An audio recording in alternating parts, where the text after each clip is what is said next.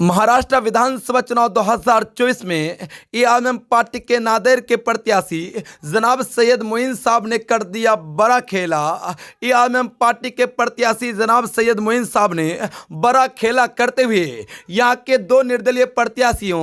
और साथ ही बीएसपी के प्रत्याशी को ले लिया अपने संग। जी हां दोस्तों, आपको बताता चलूं, नांदेड़ से निर्दलीय प्रत्याशी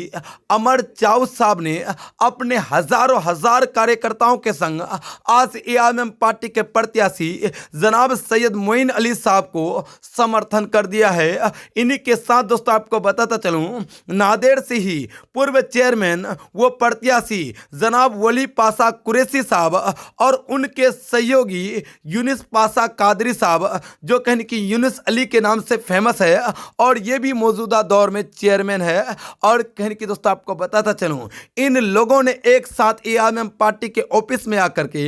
एआईएम पार्टी के प्रत्याशी जनाब सैयद मोइन साहब को खुल करके समर्थन कर दिया है, जिनके बाद कहने की पूरे महाराष्ट्र की सियासी गलियारों में हलचल मचना शुरू हो गया है। जी हां दोस्तों, आपको बताता चलूं, एआईएम पार्टी के नांदेड़ विधानसभा क्षेत्र के प्रत्याशी जनाब सैयद मोइन साहब ने अपने कहने की कार्यालय में 3 निर्दलीय प्रत्याशियों को अपनी पार्टी में शामिल कर लिया है। साथ ही एक बीएसपी के प्रत्याशी भी है और दूसरी तरफ चंद्रशेखर आज़ाद साहब के प्रत्याशियों ने और चंद्रशेखर आज़ाद साहब ने भी एआईएम पार्टी को खुल करके समर्थन कर दिया है। दोस्तों आपको बताता चलूं, नांदेड़ से निर्दलीय प्रत्याशी अमर चाऊ साहब ने अपने हजार कार्यकर्ताओं के संग आज एआईएम पार्टी के प्रत्याशी सैयद मोइन साहब को समर्थन किया है। तो दूसरी तरफ इन्हीं को देख करके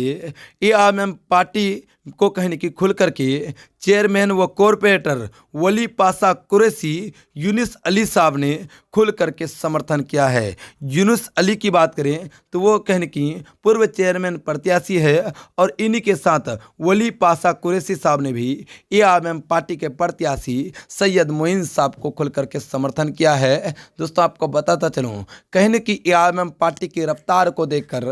कई निर्दलीय प्रत्याशी एआईएम पार्टी को लगातार से आए दिन समर्थन कर रहे हैं